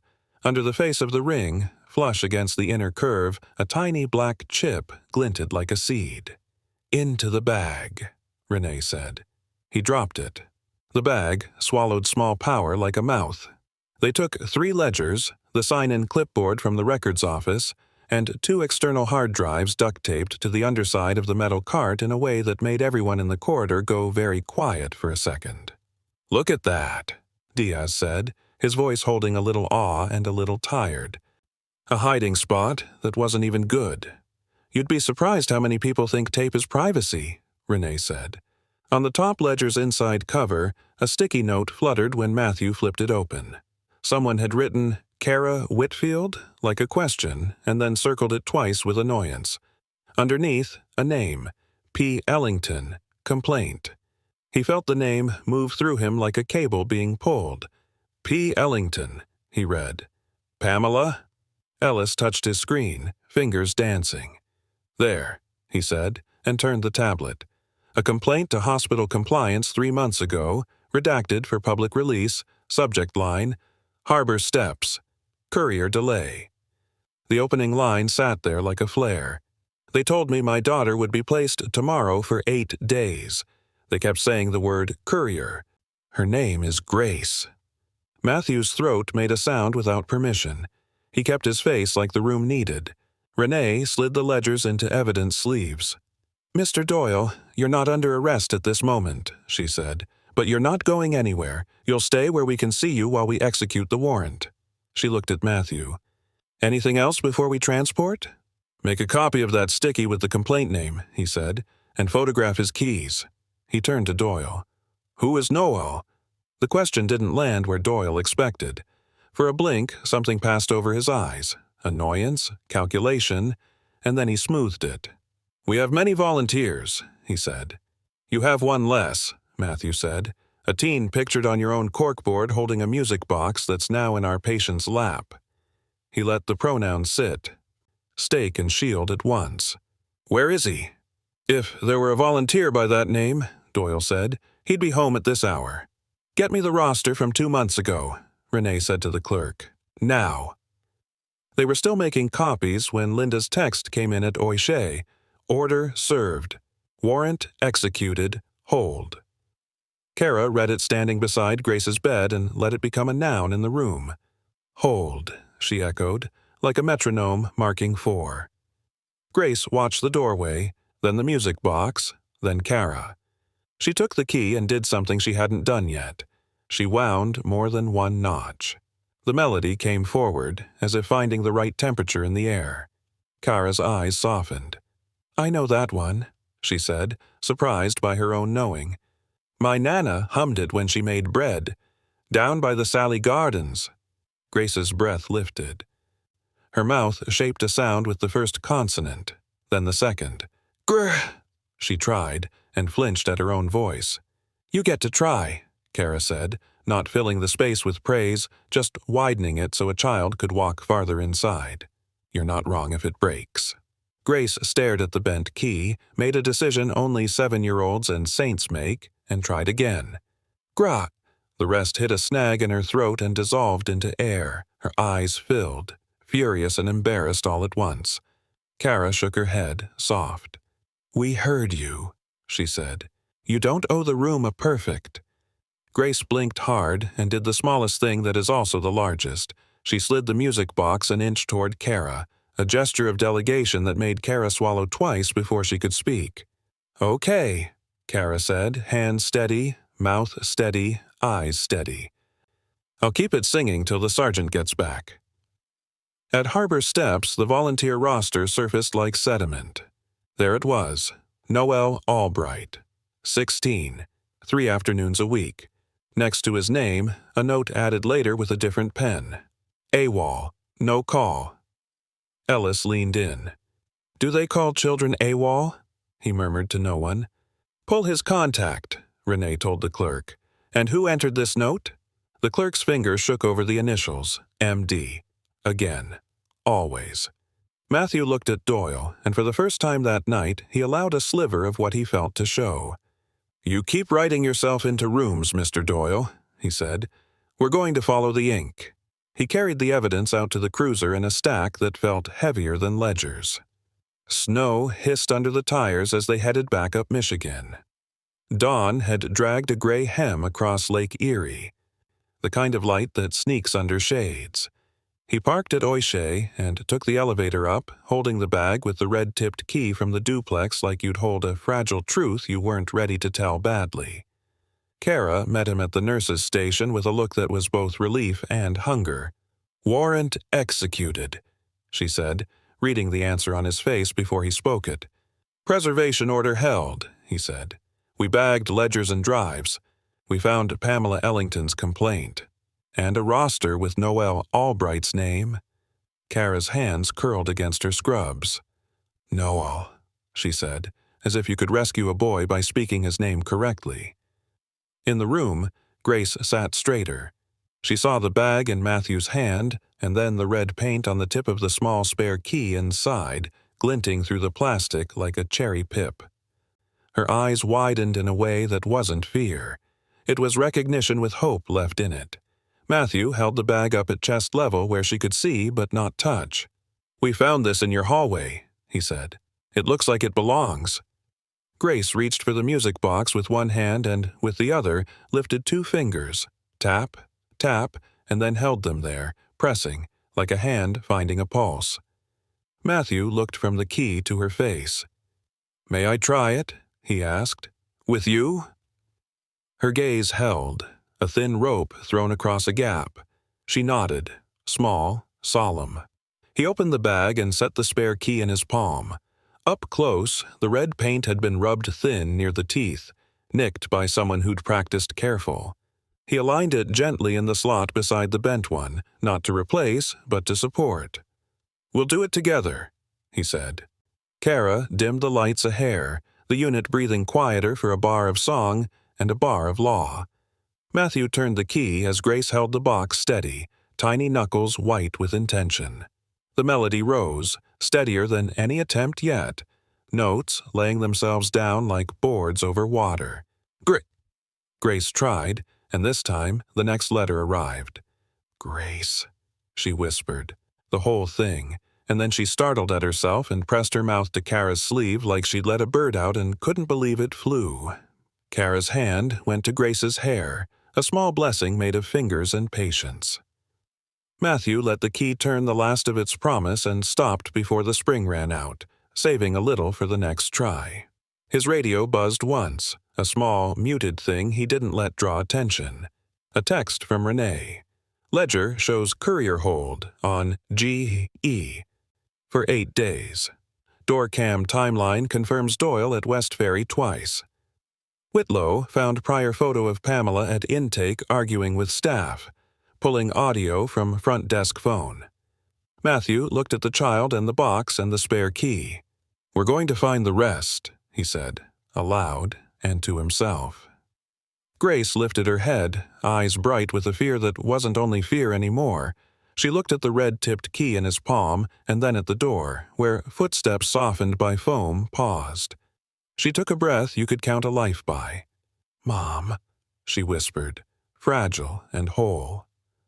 Dawn slid into Buffalo like a tired nurse, pale and steady, checking pulses before anyone knew they were being checked.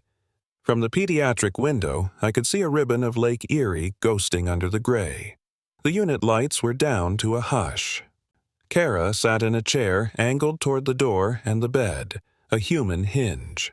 Grace held the music box like a bird she'd learned won't fly if you squeeze it. The red-tipped spare key sat on a gauze square, a small truth we'd decided to keep visible. CPS arrived with morning. Nora Bennett, the kind of worker who built her authority out of names remembered and paperwork done right. She read the chart, took the warm chair beside Kara, and spoke to Grace like she was talking to a person with choices. I'm Nora, she said. You get to say if something is too much. We can try again later. Your safety goes first. She clipped a notice to the chart. Hold, no release except to CPS with hospital consent. It was a small rectangle of paper that made a big, complicated promise. My phone hummed. Renee. Audio. She'd forwarded a file pulled from a Harbor Steps front desk line. I stepped into the hall and listened with one ear. Static. A woman's voice, tight with too long patience. Pamela Ellington. My daughter, Grace. You told me tomorrow again. It's been 8 days. A man's voice. Doyle, cheerful like a weather app promising sunshine after this cloud. Ma'am, please don't raise your voice. We're awaiting courier. Pamela again, shaking through the wire. You said that yesterday. Paper hissed.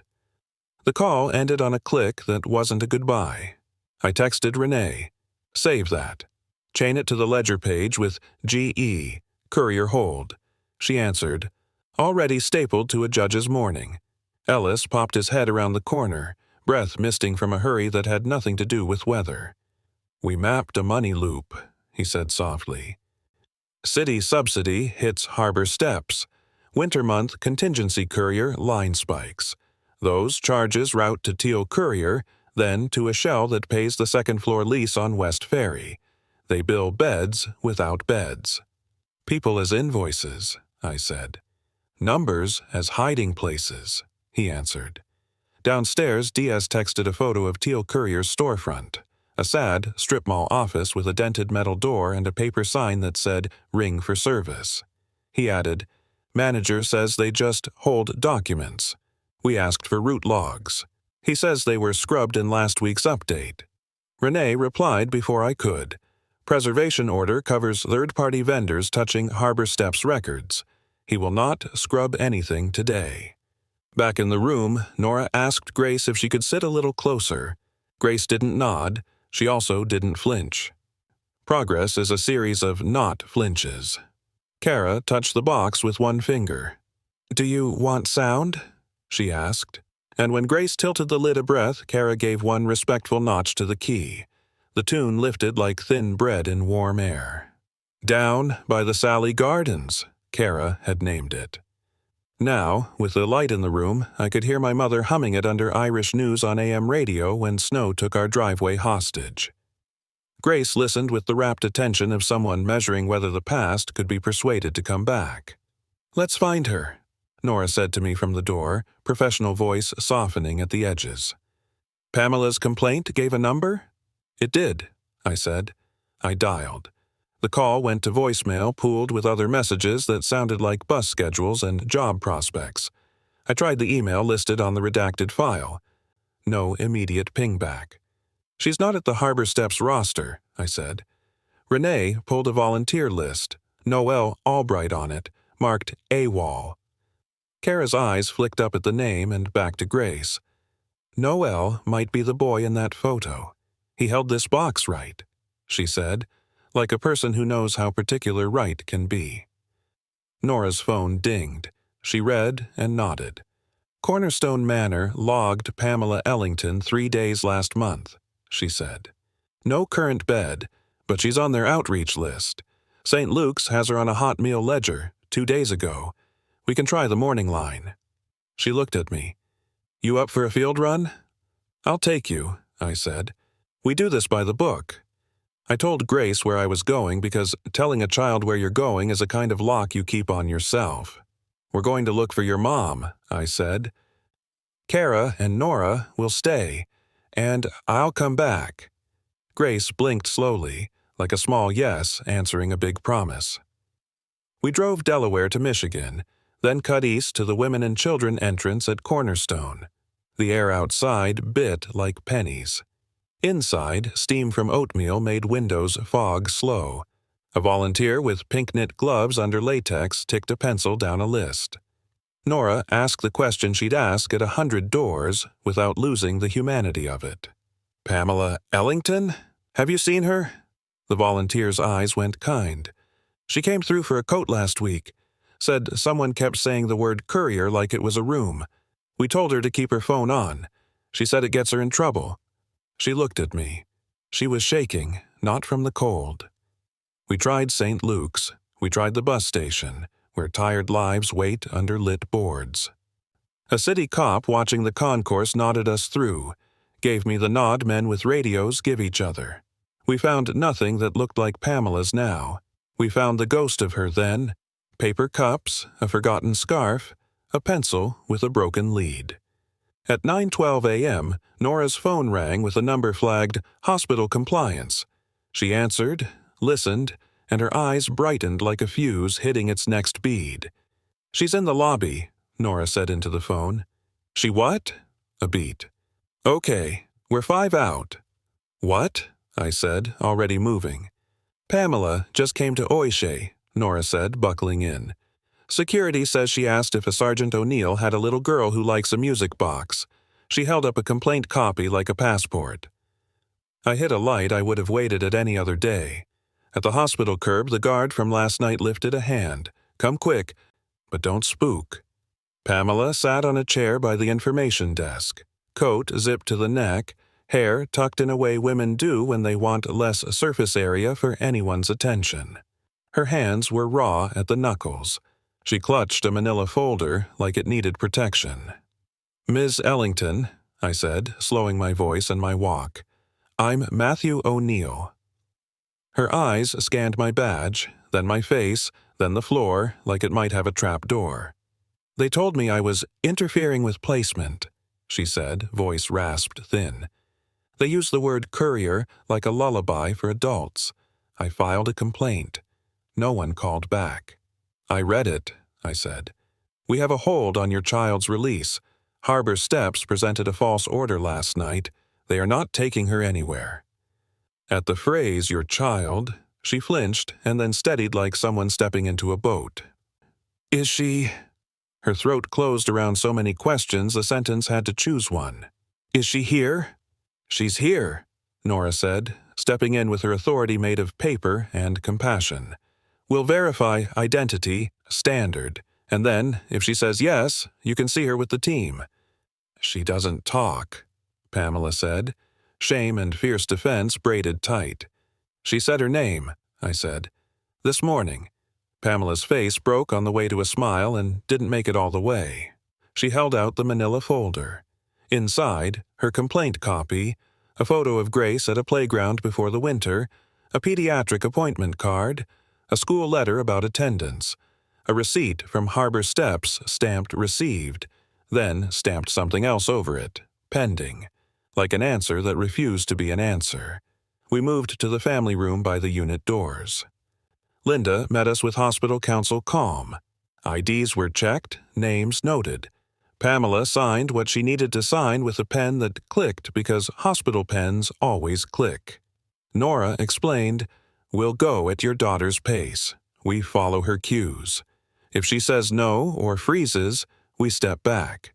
You'll hear me say the word hold a lot. It means we keep what's safe in place." Pamela nodded like you do when you've slept on benches. She looked at me. "Her box," she whispered. "It was my mother's. I used to—" She made a motion with her hand like cranking air. "When the rent got loud, I'd sing it soft." "Down by the Sally Gardens," I said. She nodded once, slow. Kara cracked the unit door and caught my eye, question and readiness in one look. Grace sat up in bed, hair a tangle, eyes in that not-yet place where kids wait for the next change to speak first. The box lay on the blanket like a small home. "We'll do this slow," Nora said to Pamela.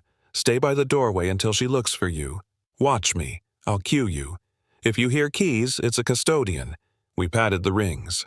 We walked the 10 steps that could move a life 2 counties. Pamela stopped a pace from the curtain. Her hands trembled. Nora lifted a palm, breathed with her, counted 4 in, 4 out. Kara motioned from inside. "Ready." I touched the frame, my hello to the room, and then stepped aside so I wouldn't be the first face. Kara sat where Grace could see both doors. She nodded once, and I wound the smallest fraction of the spare key. Not sound enough to startle, just a whisper. The melody rose like breath on glass. Grace's head turned toward the door, eyes narrowing as if to focus an old picture. Pamela couldn't help it. Her mouth made the sound before she decided to.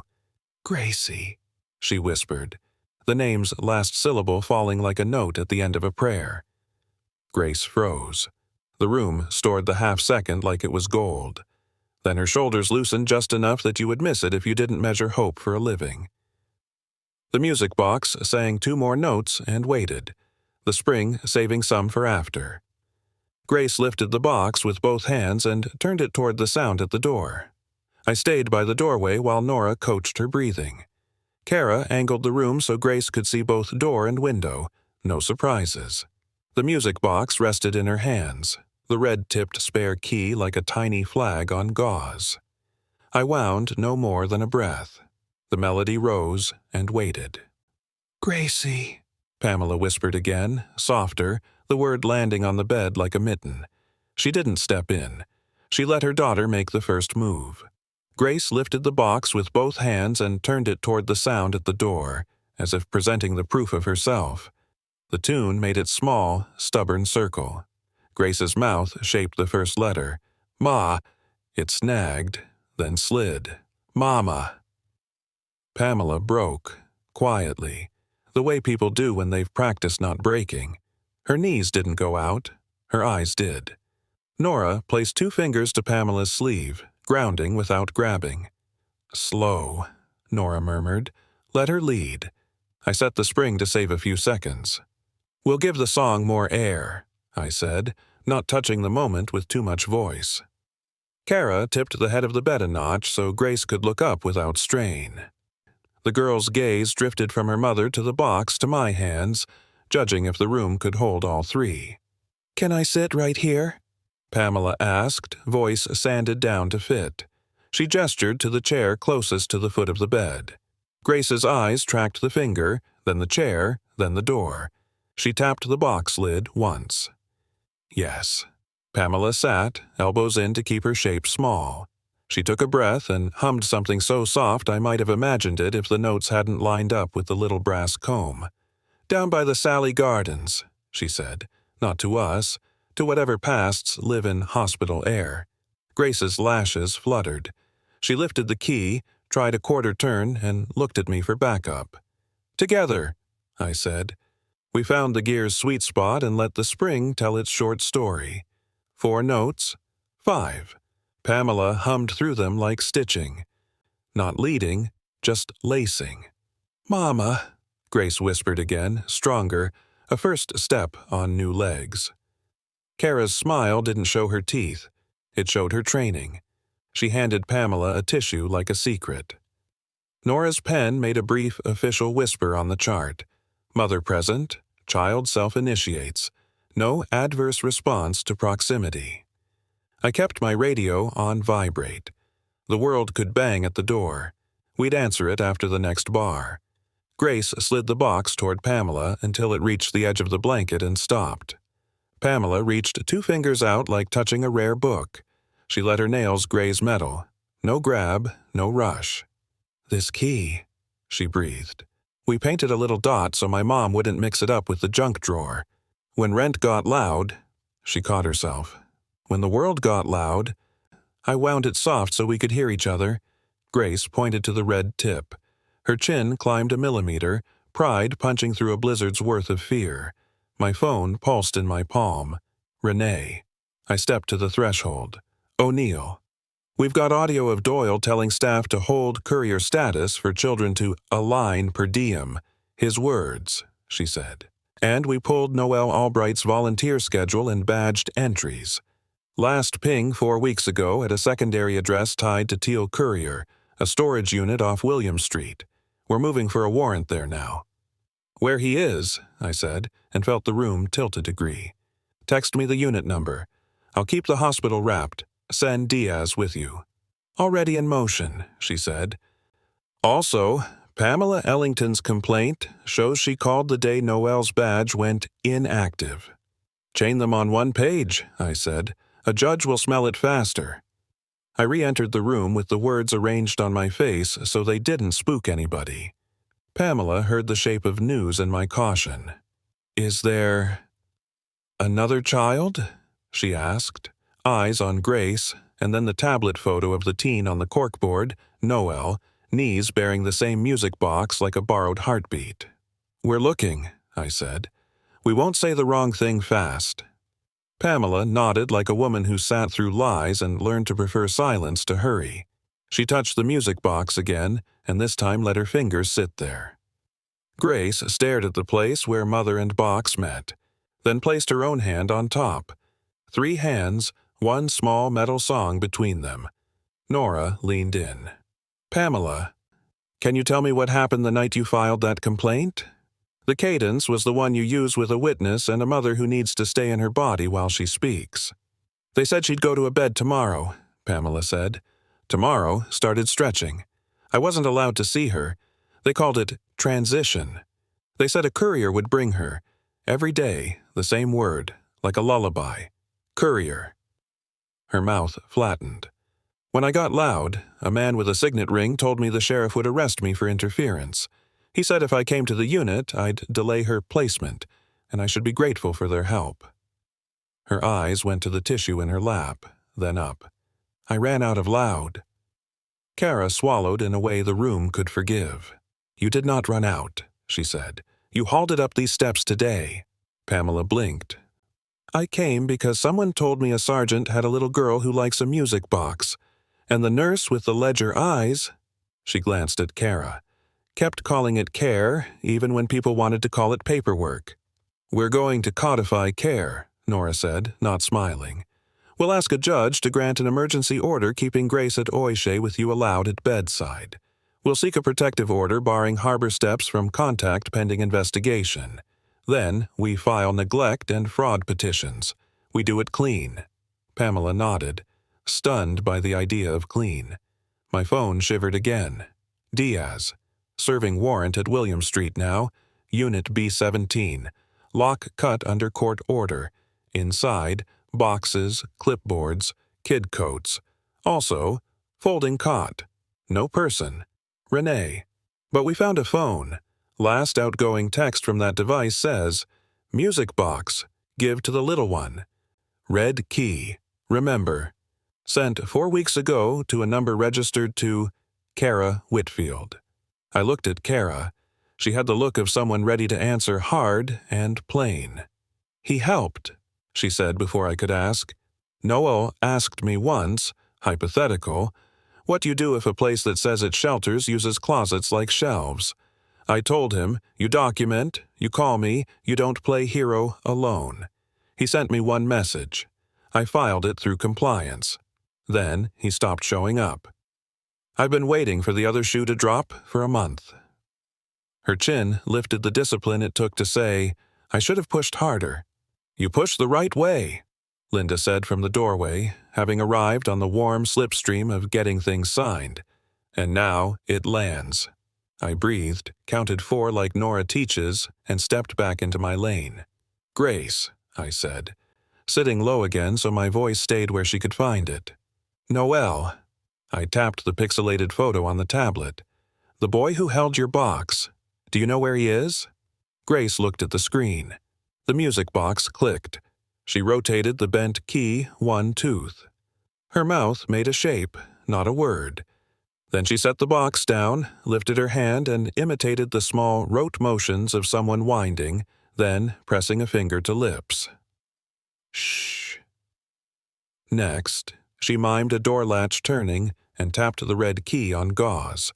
Her eyes flicked to the window where Dawn had pressed a pale square on the shade. Storage, Pamela whispered, catching the gesture. She'd worked shifts in places with too many doors. Hold. Quiet. Keys. Nora scribbled. Oral cue via gesture. Child associates hold with keyed latch. Possible storage lock. I sent a quick text to Renee. Child gestures indicate locked hold. Verify unit for secondary lock keyed from outside. Renee. It has one. We have bolt patterns matching the duplex closet's vendor ticket. Same handyman. He's on site, and he's talking. Pamela pulled her coat tighter like the word handyman had weather in it. He was always around, she said.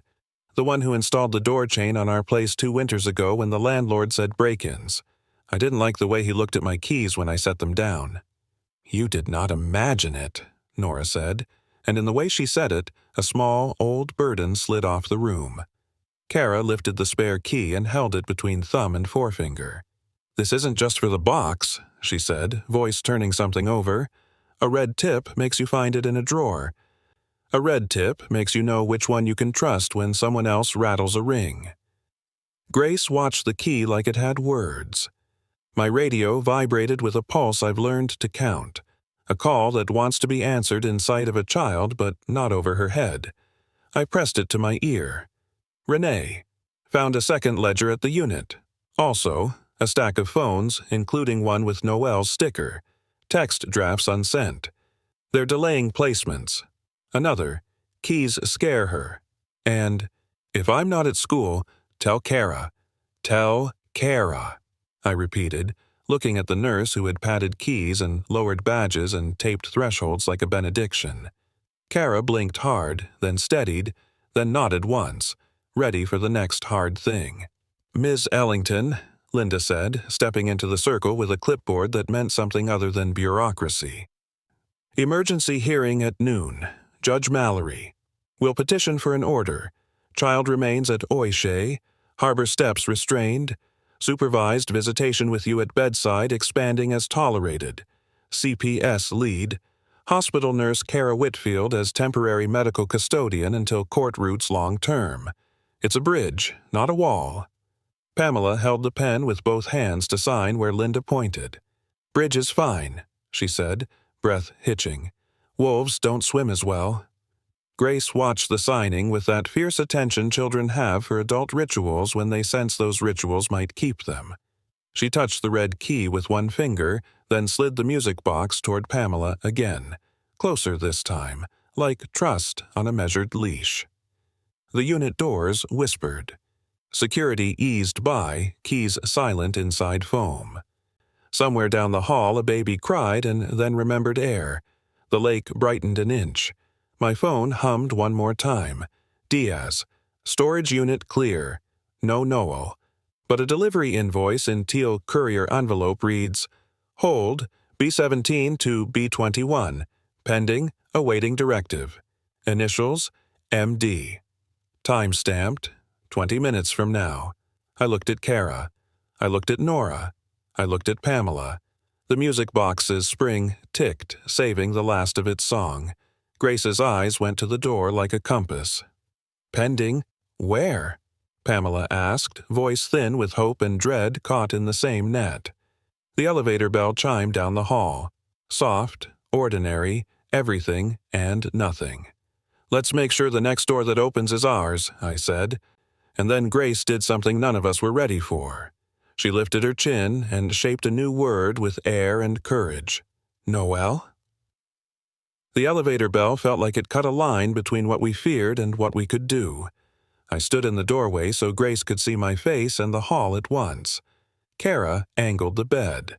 Nora flexed the folder in her hands like a small shield. Pamela laced her fingers together to keep them from shaking. The music box sat between them all like a clock we'd promised to set right.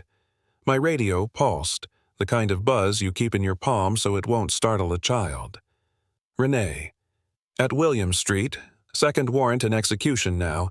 Unit B21 has a secondary keyed latch. Same handyman, same paint prints. We're cutting. A beat of muffled clatter over the line. Bolt cutters, metal surrendering. Then her breath in my ear, different. "We've got a teen. Alive. Locked in. Dehydrated. Oriented." He answered to Noel. "Paramedics incoming." I let the words cross my face and laid them down carefully. "They found him," I said, eyes on the small person who'd asked a big question. "Noel's alive. He's with paramedics. He'll be warm in 10 minutes. Grace's fingers tightened around the red-tipped spare key until the gauze dimpled. Pamela's hand hovered and then settled lightly over her daughter's wrist. A permission, not a claim. Kara's eyes shined the way a nurse's eyes do when the good thing finally starts to outnumber the bad thing in a night. Down the hall, the elevator opened again. This time, it was Linda, hair smoothed into battle, and a courthouse clerk skating on coffee. "Judge Mallory can take us at noon," Linda said. "We'll do it in chambers, winter accommodations. D.A. Morales will present the preservation order, the warrants, the ledgers, the audio. CPS will seek a protective order and emergency medical custody to the hospital with maternal access. It will be clean." "Then, clean is what will be," Nora said, and in the saying I could feel her spine get taller. I crouched at the foot of the bed so Grace's view didn't have to climb. "No loud surprises," I said. "You can choose who stands where. You can hold the key or give it to someone else. You can ask for the song." She looked at Pamela, then at Kara, then at me, measuring. Finally, she set the spare key on the gauze, slid the box a hand's width toward her mother, and tapped the lid twice. 2 yeses in 2 taps. Pamela swallowed. "May I?" she asked, voice a thin string holding a kite. Grace nodded. Pamela turned the bent key the smallest bit. It resisted, then yielded. The tune rose, steadier than it had any right to be after the week it had lived. "Down by the Sally Gardens," Pamela hummed, so soft I felt the words more than heard them. Grace watched her mother's mouth to borrow the shapes, then moved her lips along the ridge of the melody. The sound she made barely escaped her throat, but it left and it stayed in the air long enough to earn its name. "Judge wants an affidavit from the nurse with ledger eyes," Linda said to Kara, the ghost of a smile under the law, "and a brief statement from Sergeant O'Neill on emergency custody." Kara nodded. "I'll put words where they belong," she said. "Then I'll be back in this chair." We ran the hours like a play we'd rehearsed in the hall. Renee texted photos from William Street. The red-painted bolt, the inside of a thin metal door, a narrow cot, a plastic crate with a stack of folded kid coats, a prepaid phone with Noel's name on a sticker and the last drafts he never sent. Another photo, the handyman who'd installed the closet latch, palms up, talking. His name scrawled on a vendor ticket matched to Harbor Steps payments. Ellis sent a 1-page flowchart that turned donations and per diems into arrows ending at Teal Courier and the second-floor lease. Morales texted a clip of audio. Doyle's voice saying, "Courier, hold a lines per diem," crisp as a weather report. At 11:52, we rolled into chambers. Buffalo Family Court had the tan carpet and fluorescents that make everyone look like they could use a nap. Judge Mallory wore winter in her eyes and no nonsense on her bench. She read the preservation order, the warrants, the still of Doyle's ring over the ledger, the sticky note with Kara's name circled in irritation, the complaint from P. Ellington, Pamela, the audio of the word courier sanding the word tomorrow down to a cruel shine. "Director Doyle," Judge Mallory said, when Harbor Steps counsel tried to put syrup on the words, "I presume you know the difference between a bed and a hallway." The court officer stood 6 inches closer to a man in a good coat. D.A. Morales kept it concise. Linda kept it kinder than necessary and harder than it looked. Nora described the hold like a lifeboat they were not going to untie from the ship. I said on the record where I found a child and what I heard when keys rattled in the dark, then what I heard when a wrong order rattled in a bright lobby. Pamela's turn came last. She didn't cry. She held the manila folder like a book of hours and talked about being told to be grateful for tomorrow for 8 days. She said the name Grace, and it fit the air like a key that had been filed right. She looked at me like I could change the winter, and then stopped herself and looked at the judge like she knew who actually could. Judge Mallory didn't take long. "Emergency order," she said, writing it clean. "The minor child known as Grace Ellington remains at Oishé Children's with the hospital as temporary medical custodian. Buffalo Police protective hold continued pending further order. CPS to coordinate services including maternal access as clinically indicated. Harbor Steps and any agent thereof restrained from contacting or attempting to remove the child. Teal Courier enjoined from any role with minor placements. Records to DA. Financial audit to proceed with Whitlow Foundation assistance. We will address broader relief after review of all records and testimony." Harbor Steps counsel started to speak. The judge lifted a hand and he lost the thread.